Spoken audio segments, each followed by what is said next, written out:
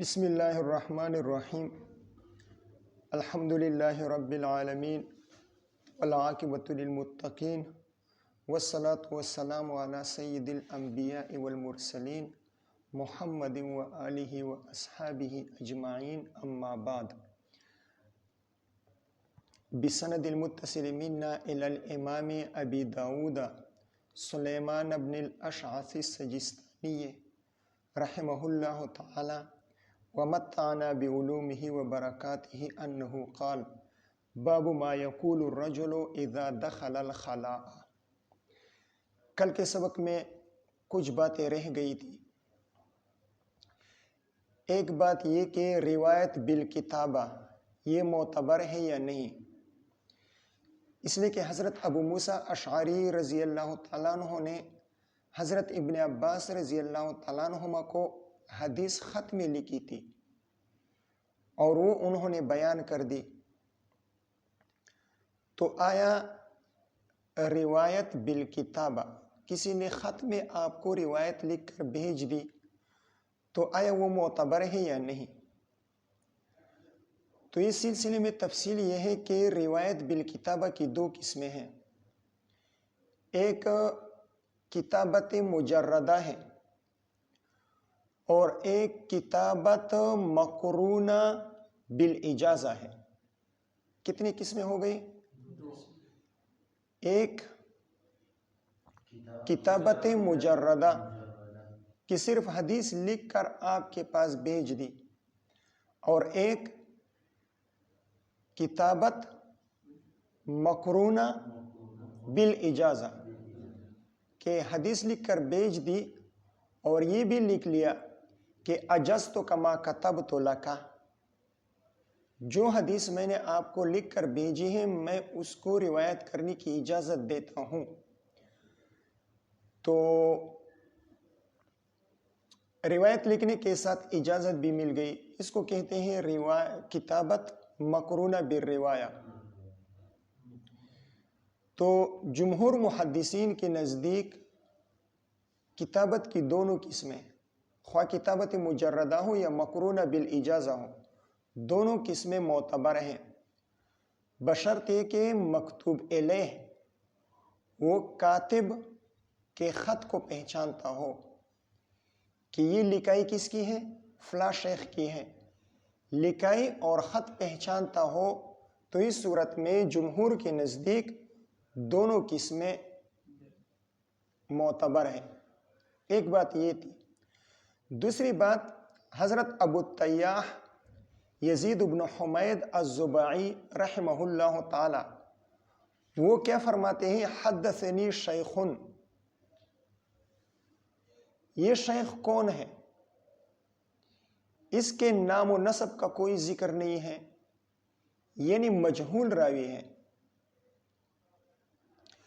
اب مجہول راوی کی روایت معتبر ہے یا نہیں، تو اس میں بھی تفصیل ہے، اور وہ تفصیل یہ ہے کہ مجہول کی دو قسمیں ہیں، ایک ہے مجہول العین اور ایک ہے مجہول الحال۔ کتنی قسمیں؟ کون کون سی؟ ہاں، مجہول العین اور مجہول الحال۔ مجہول العین کس کو کہا جاتا ہے؟ مجہول العین اس راوی کو کہا جاتا ہے جس سے روایت کرنے والا صرف اور صرف ایک راوی ہو۔ من لم یروی عنہ الا راو واحد، من لم یروی عنہ الا راو واحد، جس سے روایت کرنے والا صرف اور صرف ایک راوی ہو تو اس کو کہتے ہیں مجہول العین۔ اب اس کی روایت معتبر ہے یا نہیں، تو اس بارے میں تین اقوال ہیں۔ اس کی روایت کے بارے میں، قبولیت اور عدم قبولیت کے بارے میں تین اقوال ہیں۔ پہلا قول یہ ہے کہ مطلقاً غیر معتبر ہے، ایسی راوی کی روایت مطلقاً غیر معتبر ہے، غیر مقبول ہے۔ اور دوسرا قول یہ ہے کہ مطلقاً مقبول ہے ایسے راوی کی روایت، اور تیسرا قول یہ ہے کہ اگر ایسے مجہول راوی کی عادت یہ ہو کہ وہ روایت کرنے والے نہیں، اگر روایت کرنے والی کی عادت یہ ہو کہ وہ صرف ثقہ راویوں سے روایت لیتے ہیں تو پھر وہ معتبر ہوگا. جیسا کہ یہاں پر ابو التیاح ہے نا، ابو التیاح مجہول راوی سے روایت کرتے ہیں، تو اگر روایت کرنے والی کی عادت یہ ہو کہ وہ صرف ثقہ راویوں سے روایت لیتے ہیں پھر تو معتبر ہے.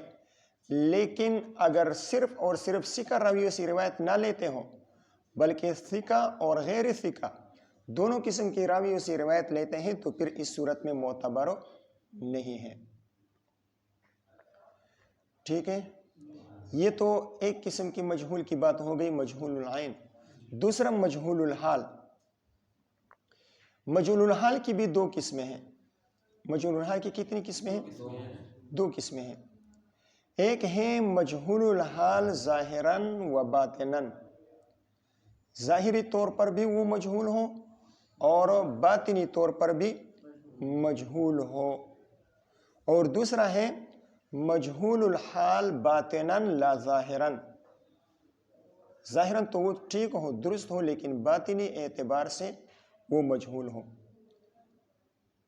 جس کو مستور کہا جاتا ہے. فقہ کی کتابوں میں اس کے لیے کیا لفظ استعمال ہوتا ہے؟ مستور کا لفظ استعمال ہوتا ہے کہ ظاہراً تو وہ مجہول نہیں ہوتا لیکن باطناً وہ مجہول ہوتے ہیں، اس کی صفات معلوم نہیں ہوتی. تو جمہور کے نزدیک مجہول ظاہراً و باطناً اس کی روایت غیر مقبول ہے، مردود ہے. ظاہراً و باطناً مجہول ہو تو اس کی روایت کیا ہے؟ غیر معتبر ہے اور مردود ہے. اور دوسری قسم کہ مجہول ہو صرف اور صرف باطناً، ظاہراً مجہول نہ ہو، ظاہراً اس کی صفات معلوم ہو، عادات و اطوار، طور طریقے، اس کا تدین معلوم ہو تو وہ معتبر ہے، وہ معتبر اور مقبول ہے. ٹھیک ہے، مجہول کی تفصیل سمجھ میں آ گئی. یہ جہالت کی جتنی بھی تفصیل بیان ہو گئی یہ غیر صحابی کے بارے میں ہے. صحابی اگر مجہول ہو، کوئی تابعی ذکر کر دے کہ میں نے فلاں صحابی سے یہ روایت کی، نہیں فلاں صحابی سے نہیں، میں نے صحابی سے یہ روایت کی، صحابی کا نام اور نسب بیان نہ کرے تو پھر وہ معتبر ہے ہر حال میں. اس لیے کہ الصحابۃ کلہم عدول، صحابہ سارے کے سارے کیا ہیں؟ ثقہ ہیں، قابل اعتماد ہیں، معتبر ہیں، مستند ہیں. یہی وجہ ہے کہ اسماء الرجال کی کتابوں میں آپ کو صحابہ کے بارے میں یہ نہیں ملے گا کہ یہ صحابی ثقہ ہے، معتبر ہے یا مستند ہے وغیرہ وغیرہ. یہ الفاظ صحابی کے بارے میں آپ کو نہیں ملیں گے. کیوں؟ اس لیے کہ صحابہ کے بارے میں یہ کہنے کی ضرورت ہی نہیں ہے. صحابہ سارے کے سارے کیا ہیں؟ معیار حق ہیں، مستند ہیں، معتبر ہیں اور عدول ہیں. بات سمجھ میں آ گئی؟ آج کے سبق میں باب قائم کیا ہے، باب ما یقول الرجل اذا دخل الخلاء. باب ما یقول الرجل من الدعاء، جب آدمی بیت الخلاء میں جانے کا ارادہ کرے تو وہ کون سی دعا پڑھے گا، اس کے بارے میں یہ باب قائم کیا ہے. ترجمۃ الباب میں اذا دخل الخلاء کے الفاظ آئے ہیں جس سے متبادر یہ ہوتا ہے کہ جب بیت الخلاء میں داخل ہو جائے تو تب یہ دعا پڑھے گا، لیکن ایسے نہیں ہے، ایسا نہیں ہے. یہاں پر تو حدیث میں الفاظ یہ ہیں، کان رسول اللہ صلی اللہ علیہ وسلم اذا دخل الخلاء، یہ الفاظ ہیں یہاں پر. لیکن امام بخاری رحمہ اللہ کی ایک کتاب ہے الادب المفرد کے نام سے، ایک تو بخاری شریف ہے، دوسری کتاب ہے الادب المفرد.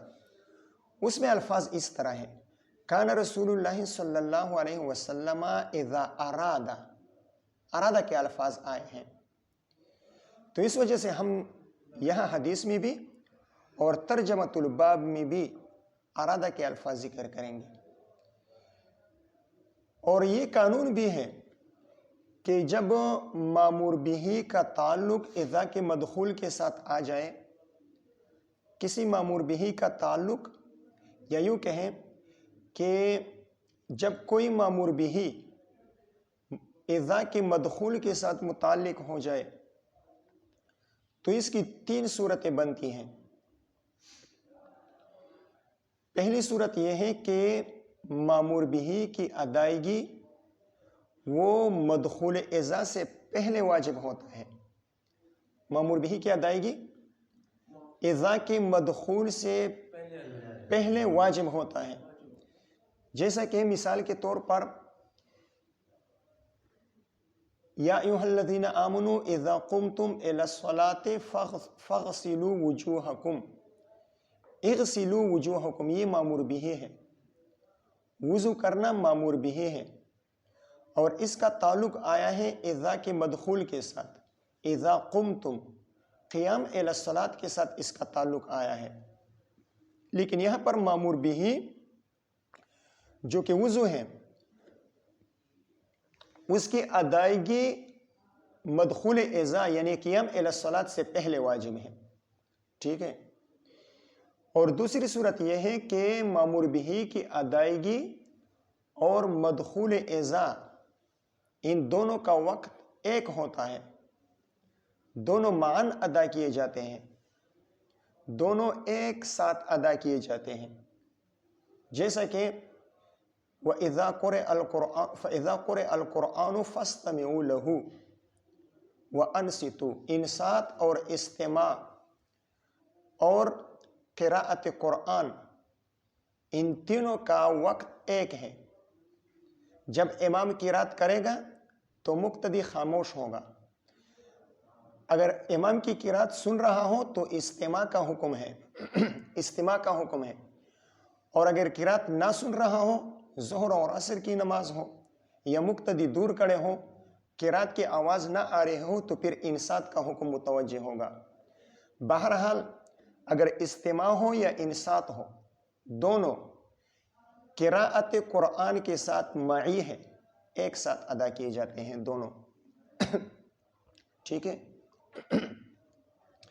اور تیسری صورت یہ ہے کہ مامور بہ کی ادائیگی مدخول اذا کے بعد ہوتا ہے.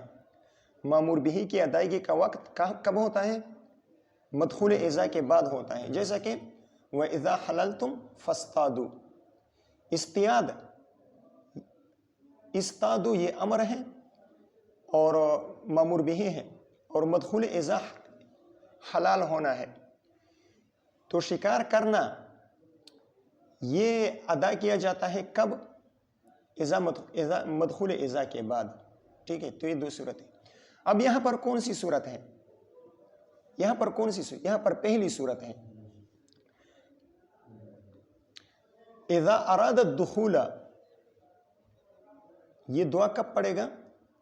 جب دخول کا ارادہ کرے گا. جب دخول کا ارادہ کرے گا تو داخل ہونے سے پہلے اس کو پڑھے گا.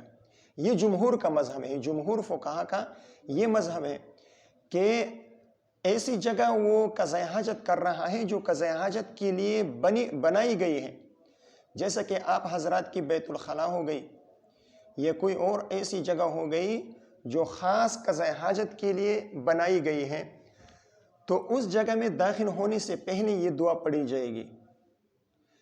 جب اس جگہ میں داخل ہو جائے تو پھر اس دعا کے پڑھنے کا وقت نہیں ہے. خلافاً لمالک رحمہ اللہ تعالی. امام مالک رحمہ اللہ نے اس مسئلے میں اختلاف فرمایا ہے. وہ فرماتے ہیں کہ جب بیت الخلاء میں داخل ہو جائے تب بھی یہ دعا پڑھ سکتے ہیں. ٹھیک ہے. لیکن جمہور فقہا کے نزدیک دخول بیت الخلاء کے بعد جائز ہے. اگر پڑھنا چاہے تو دل ہی دل میں پڑھے، دل ہی دل میں پڑھ لے، تصور کر لے اس دعا کا. جیسے کہ دعائیں آ رہی ہیں تو اس کا زبان کے ساتھ تلفظ نہ کرے، بلکہ کلام نفسی کے طور پر دل ہی دل میں اس کا تصور کرے. یہ تو اس جگہ کا حکم ہو گیا جو خاص اسی تغوط یا تبول کے لیے بنائی گئی ہو، بول اور غائط کے لیے بنائی گئی۔ لیکن اگر فضا ہو، صحرا ہو، کھلا میدان ہو، تو وہاں پر کب پڑھی جائے گی یہ دعا؟ کشف عورت سے پہلے پڑھی جائے گی۔ کشف عورت نہ کیا ہو تو اس سے پہلے پڑھی جا سکتی ہے، ٹھیک ہے۔ باب ما یقول الرجل من الدعاء اذا دخل الخلاء۔ اذا دخل الخلاء کا کیا معنی ہو گیا؟ یعنی اذا اراد دخول مکان الخلوت، اذا اراد دخول مکان الخلوت عند قضاء الحاجہ، خلوت کے مقام قضاء حاجت کے وقت خلوت کے مکان میں داخل ہونے کا ارادہ کرے۔ اور مکان خلوت سے مراد کیا ہے؟ مکان خلوت سے مراد وہ جگہ ہیں جو تبول اور تغوط کے لیے وضع کی گئی ہوں، بنائی گئی ہوں۔ وبه قال حدثنا مسدد بن مسرهد قال حدثنا حماد بن زيد وعبد الوارث عن عبد العزيز عن انس بن مالک رضی اللہ تعالی عنہ وعنہم۔ مسدد بن مسرہد پھر آ گئے، وہ جو کل اس کا سلسلہ نسب بیان ہوا تھا۔ یہ 3 صدی کے محدث ہیں۔ ان کے 2 استاذ ہیں اس روایت میں، ایک حماد بن زید ہیں، کل ایک گزرا تھا نا حدیث نمبر 3 میں، موسیٰ بن اسماعیل رحمہ اللہ کے استاذ حماد، وہ حماد بن سلمہ تھے، اور یہ حماد بن زید ہیں، تو 2 حماد ہو گئے۔ موسیٰ بن اسماعیل کے اساتذہ دونوں ہیں، حماد بن سلمہ بھی موسیٰ بن اسماعیل کے اساتذہ میں سے ہیں، اور یہ آج والا حماد بن زید یہ بھی ان کے اساتذہ میں سے ہیں۔ تو وہاں پر حماد مطلقاً حماد کا ذکر ہوا تھا، تو حضرات محدثین فرماتے ہیں کہ جب مطلقاً حماد کا ذکر کیا جاتا ہے تو اس سے حماد بن سلمہ مراد ہوتے ہیں، اس لیے کہ موسیٰ بن اسماعیل رحمہ اللہ اکثر و بیشتر روایات وہ حماد بن سلمہ سے لیتے ہیں۔ حماد بن زید ثقۃ ثبت فقیہ، اعلیٰ درجے کے ثقہ راوی تھے۔ دوسرا عبد الوارث ہیں، عبد الوارث بن سعید بن ذکوان۔ عبد الوارث بن سعید بن ذکوان، اس کے بارے میں حماد بن زید محدثین کو منع فرماتے تھے۔ محدثین سے وہ فرماتے تھے، کون؟ حماد بن زید، وہ محدثین سے فرماتے تھے کہ ان کی مجلس میں نہ جاؤ، ان سے روایتیں لینے سے محدثین کو منع فرماتے تھے۔ حضرت یزید بن زرع رحمہ اللہ تعالی وہ فرماتے ہیں، من اتا مجلس عبد الوارث، جو عبد الوارث کے مجلس میں داخل ہو جائے، فلا یقربنی، تو میرے قریب نہ آئے، اتنی شدت کے ساتھ، اس لیے کہ ان پر قدر کا الزام لگا ہوا تھا، قدر کی طرف منسوب کیے گئے تھے کہ یہ قدری ہیں، تو اس وجہ سے عبد الوارث اور یزید بن زرع رحمہ اللہ نے ان کے بارے میں یہ بات کی ہے۔ تو مسدد بن مسرہد کے 2 اساتذہ ہو گئے، حماد بن زید اور عبد الوارث بن سعید بن ذکوان۔ یہ دونوں حضرات عن عبد العزیز بن صہیب، حضرت عبد العزیز بن صہیب رحمہ اللہ سے روایت کرتے ہیں۔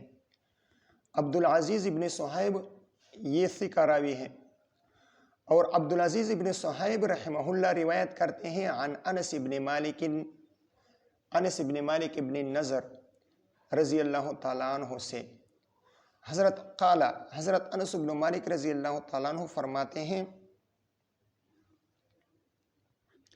کان رسول اللہ صلی اللہ علیہ وسلم اذا دخل الخلاء، جب رسول اللہ صلی اللہ علیہ وسلم،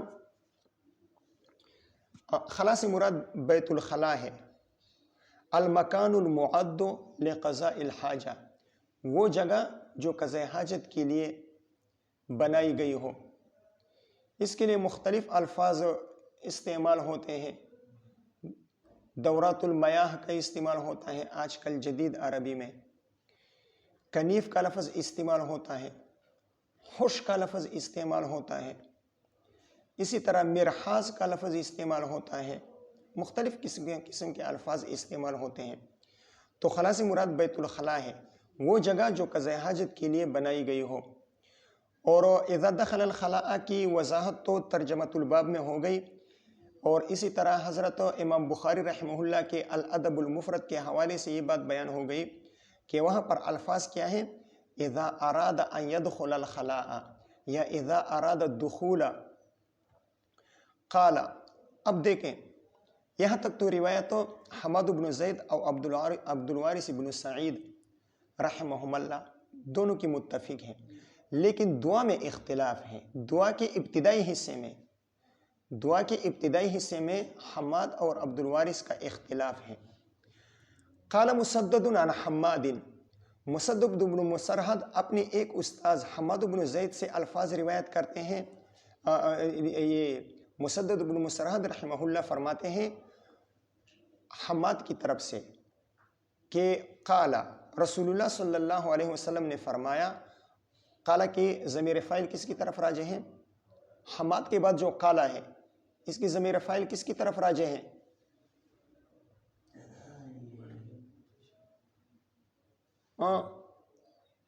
امام داؤد صاحب۔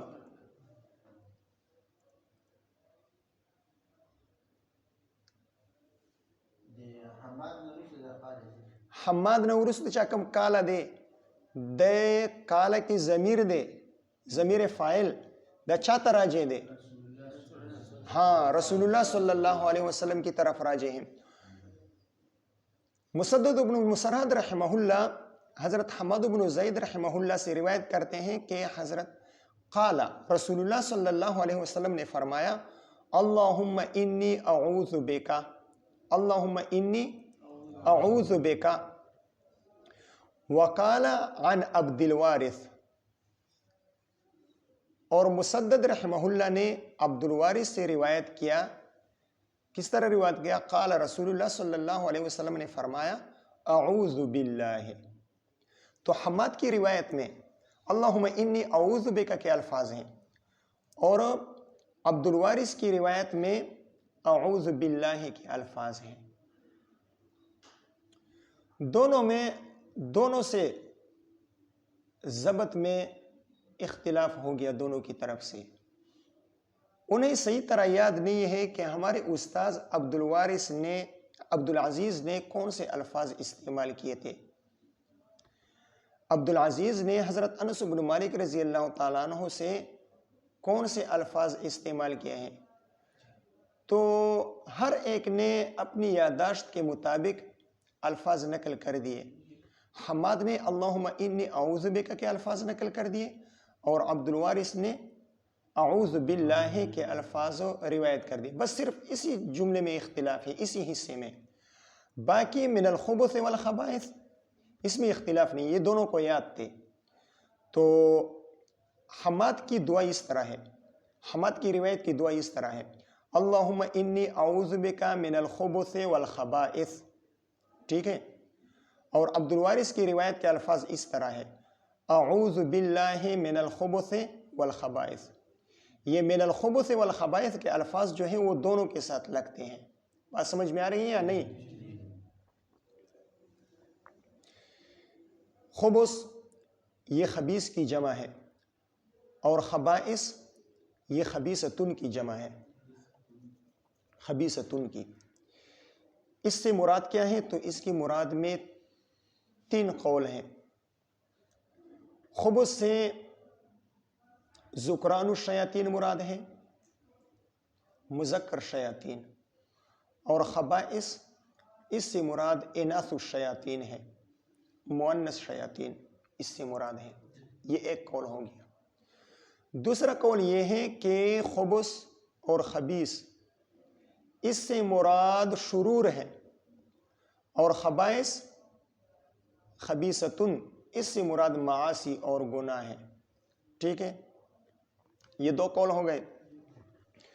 تیسرا قول یہ ہے کہ خبث سے مراد شیاطین ہے اور خبائث سے مراد نجاسات ہے۔ اس تیسرے قول کے مطابق مطلب یہ ہو جائے گا کہ بیت الخلاء، مراخیز وغیرہ یہاں پر چونکہ ذکر نہیں کیا جاتا، تو یہاں پر شریر قسم کے جنات اور شیاطین بسیرا کرتے ہیں، وہ بستے ہیں، رہتے ہیں یہاں پر۔ تو جب کوئی اللہ کا نام لے لیتا ہے، ذکر کر لیتا ہے، تو وہ منتشر ہو جاتے ہیں، تتر بتر ہو جاتے ہیں، اور اس انتشار اور تتر بتر ہونے کے دوران نجاست کے اچھلنے کا خطرہ ہوتا ہے۔ تو یہ دعا پڑھی جاتی ہے کہ جب شیاطین یہاں سے بھاگ رہے ہوں تو دروازے سے بھاگیں گے، دروازے سے تو میں داخل ہو رہا ہوں، ایسا نہ ہو کہ ان کا اثر مجھ پر پڑ جائے۔ تو یہ دعا پڑھی جاتی ہے، خبث کے ذریعے سے ان شیاطین سے پناہ مانگی جاتی ہے، یا شیاطین کے شر سے پناہ مانگی جاتی ہے۔ اور اس انتشار میں چونکہ نجاسات اٹھتے ہیں، تتر بتر ہوتے ہیں، اچھلتے ہیں، اس کے چینٹے پڑنے کا خطرہ ہوتا ہے، تو ان نجاسات سے بچنے کے لیے خبائث کا لفظ استعمال کیا جاتا ہے۔ عاملین حضرات فرماتے ہیں کہ انسانوں پر جنات کے اثرات ہوتے ہیں، شیاطین الجن کے اثرات ہوتے ہیں۔ کس حالت میں؟ جب وہ ناپاکی کی حالت میں ہو۔ جب وہ ناپاکی کی حالت میں ہو تو اس صورت میں ان پر جنات اور شیاطین کے اثرات پڑ سکتے ہیں، اور جب وہ طہارت کی حالت میں ہو تو پھر اثرات نہیں پڑ سکتے۔ اب انسان تو کمزور ہیں، وہ تو 24 گھنٹے طہارت کے ساتھ نہیں رہ سکتا، حاجتیں ضرورتیں لگی ہوئی ہیں، ضرور وہ اس کو بول و براز کی ضرورت پڑتی ہے، پھر اس کو یعنی بے وضو ہو جاتا ہے وہ۔ تو اس بے وضو ہونے کی حالت میں شیاطین الجن کے اثرات سے اور ان کے شرور سے پناہ مانگنے کے لیے یہ دعا پڑھی جاتی ہے۔ دوسری روایت پڑھ لیں، پھر اس پر کچھ مزید باتیں کرتے ہیں، اختلاف ہے۔ وبه قال حدثنا الحسن بن عمرو يعني السدوسية قال أخبرنا وكيع عن شعبة عن عبد العزيز هو ابن صهيب عن أنس بهذا الحديث۔ عبد العزیز ابن صہیب وہ حضرت انس بن مالک ابن نضر رضی اللہ تعالیٰ عنہ سے یہی روایت بیان کرتے ہیں، لیکن فرق یہ ہے کہ پہلی روایت میں عبد العزیز کے تلامذہ وہ حمد اور عبد الوارث تھے، اور اس روایت میں تلمیذ کون ہے؟ شعبۃ بن الحجاج رحمہ اللہ ہے۔ قال اللہم انی اعوذ بکا، یہاں پر قال اللہم انی، یہ قال کی ضمیر شعبۃ بن الحجاج رحمہ اللہ کی طرف راجع ہے، شعبۃ بن الحجاج رحمہ اللہ کی طرف راجع ہیں یا عبد العزیز کی طرف راجع ہیں، دونوں احتمالات موجود ہیں۔ اللہم انی اعوذ بکا، وقال شعبۃ وقال مرتن اعوذ باللہ، شعبۃ بن الحجاج رحمہ اللہ فرماتے ہیں وقال مرتن اخرى، دوسرے موقع پر میرے استاذ عبد العزیز ابن صہیب رحمہ اللہ نے الفاظ استعمال کیے اعوذ باللہ کے الفاظ استعمال کیے۔ وقال وہیب، یہ ایک اور شاگرد ہیں عبد العزیز ابن صہیب رحمہ اللہ کے، حضرت وہیب ابن خالد ابن العجلان، وہ عبد العزیز ابن صہیب رحمہ اللہ سے روایت کرتے ہیں فَلْيَتَعَوَّذْ بِاللَّهِ، یہ الفاظ تینوں تلامذہ سے ہٹ کر مستقل الفاظ ہیں۔ اب دیکھیں عبد العزیز ابن صہیب رحمہ اللہ کے 4 تلامذہ کا ذکر آ گیا، دونوں روایتوں میں 4 تلامذہ کا ذکر آ گیا۔ روایت اولا میں حماد بن زید اور عبد الوارث ہیں، اور روایت ثانیہ میں ایک شعبۃ بن الحجاج ہیں اور دوسرے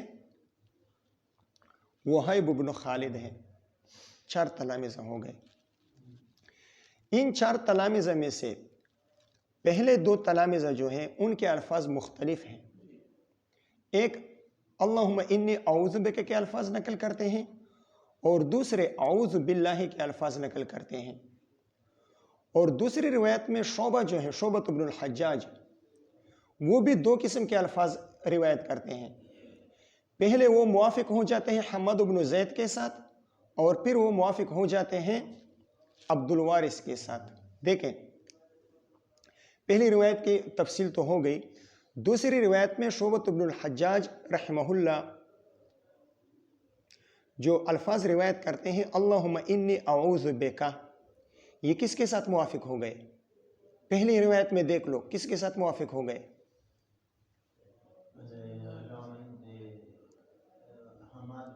ہاں، حماد بن زید کی الفاظ کے ساتھ موافق ہو گئے. اور شعبۃ بن الحجاج جو فرماتے ہیں کہ وقال مرتن، میرے استاذ نے ایک اور موقع پر فرمایا اعوذ باللہ، تو یہ الفاظ کس کے الفاظ کے ساتھ موافق ہو گئے؟ عبد الرؤف کہاں سے آ گیا؟ عبد الوارث کے الفاظ کے ساتھ موافق ہو گئے. لیکن وہاں کے الفاظ یہ مستقل الفاظ ہیں، یوں کہنے کہ یہ ایک مستقل حدیث ہے. ٹھیک ہے. پہلی روایت بخاری میں، ترمذی میں، نسائی میں اور ابن ماجہ میں اور سنن الدارمی ان کتابوں میں آئی ہے. اور یہ دوسری روایت جو ہے بخاری شریف، مسلم شریف، نسائی شریف، ترمذی شریف اور مسند احمد شریف ان کتابوں میں آئی ہیں. ٹھیک ہے. دعائیں آپ حضرات سیکھ چکے. اللہم انی اعوذ بکا، یہ جو وہیب کے الفاظ، وہیب کی جو روایت ہیں فلیتعوذ باللہ، اس سے معلوم ہوتا ہے کہ اللہ کی پناہ میں آنا چاہیے، تعوذ پڑھنا چاہیے، چاہے جن الفاظ کے ساتھ بھی ہو. حضور صلی اللہ علیہ وسلم حکم فرما رہے ہیں فلیتعوذ باللہ، وہ اپنے آپ کو اللہ کی پناہ میں اس کو چاہیے کہ وہ اللہ کی پناہ میں اپنے آپ کو لے آئے. تو الفاظ کون سے استعمال کیے جائیں؟ اس روایت سے معلوم ہوتا ہے کہ جو الفاظ بھی استعمال کیے جا سکتے ہیں، لیکن ایک ہے اپنی طرف سے الفاظ ذکر کرنا اور ایک ہے حضور صلی اللہ علیہ وسلم کے زبان مبارک سے نکلے ہوئے الفاظ کو ذکر کرنا. تو کون سی میں برکت زیادہ ہوگی؟ حضور صلی اللہ علیہ وسلم کی زبان مبارک سے جو الفاظ اور جو دعائیں نکلے ہیں، جن کو دعائیں ماثور کہا جاتا ہے، ان کو پڑھنے میں برکت زیادہ ہوگی، تو وہ پڑھنی چاہیے. ٹھیک ہے. بعض روایت میں آتا ہے جیسے کہ ترمذی شریف میں حضرت علی رضی اللہ تعالیٰ عنہ کی روایت ہے کہ اس دعا سے پہلے بسم اللہ بھی پڑھنی چاہیے. اس دعا سے پہلے بسم اللہ پڑھنا کیا ہے؟ مستحب ہے. حضور صلی اللہ علیہ وسلم، حضرت علی رضی اللہ تعالیٰ عنہ فرماتے ہیں کہ حضور صلی اللہ علیہ وسلم نے فرمایا ستر ما بین آیون الجن وعورات بنی آدم اذا دخل الکنیف ان یقول بسم اللہ. شریر جنات کی آنکھوں اور بنی آدم کے شرمگاہ کے درمیان پردہ، یہ کیا ہے؟ یہ کہنا بسم اللہ، بسم اللہ کہنا یہ پردہ ہے. جب بسم اللہ کہہ دیا تو یہ جنات جو ہے وہ انسان کی شرمگاہ کی طرف نہیں دے سکتی. یہ ایک قسم کا جیسا کہ آپ نے پردہ لٹکا دیا. تو اس دعا سے پہلے بسم اللہ پڑھنا یہ مستحب ہے. وبه قال حدثنا عمرو بن مرزوق قال اخبرنا شعبة عن قتادة عن النضر بن انس عن زید بن ارقم رضی اللہ تعالیٰ عنہ وعنہم. عمرو بن مرزوق الباہلی یہ ثقہ ہے. شعبۃ بن الحجاج یہ حافظ متقن، محدثین ان کے بارے میں حافظ ثقۃ حافظ متقن کے الفاظ ذکر کرتے ہیں. قتادۃ بن دعامہ ابن قتادہ السدوسی ثقۃ ثبت عن النضر بن انس بن مالک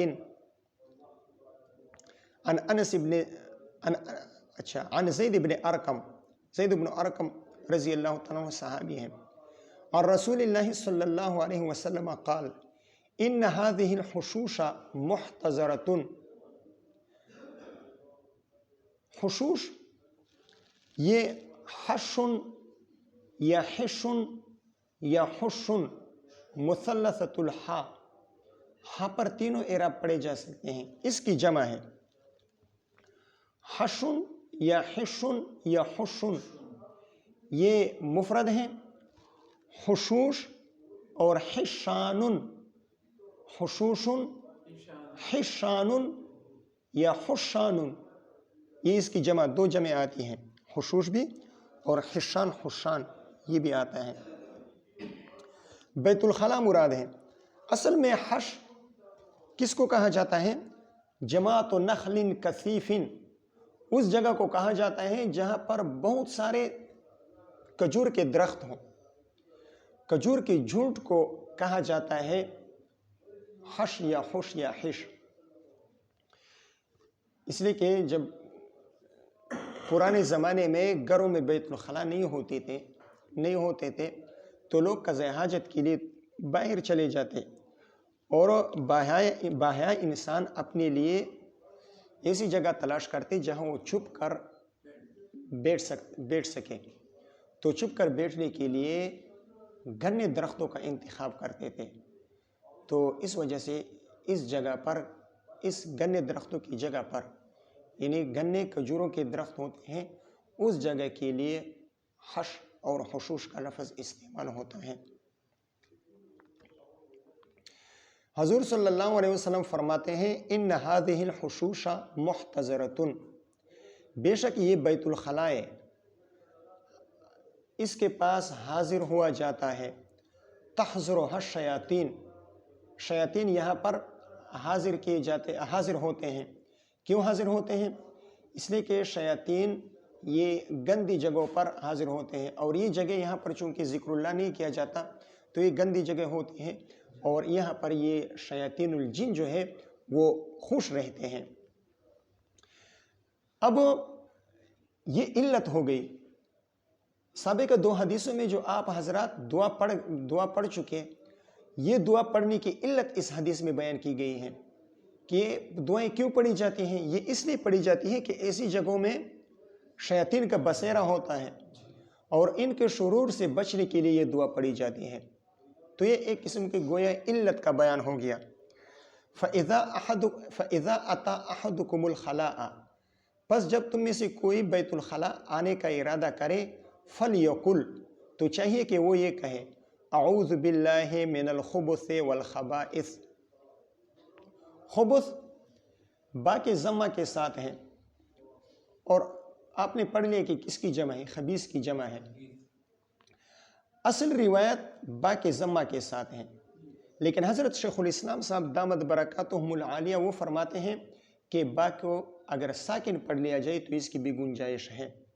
با کو ساکن من الخبث، با کو ساکن بھی پڑھا جا سکتا ہے. فَإِذَا أَتَى أَحَدُكُمُ الْخَلَاءَ فَلْيَقُلْ، تو چاہیے کہ وہ یہ کہے اعوذ باللہ من الخبث والخبائث. یہ روایت ابن ماجہ میں، صحیح ابن خزیمہ میں، مسند احمد میں اور بیہقی میں آئی ہے.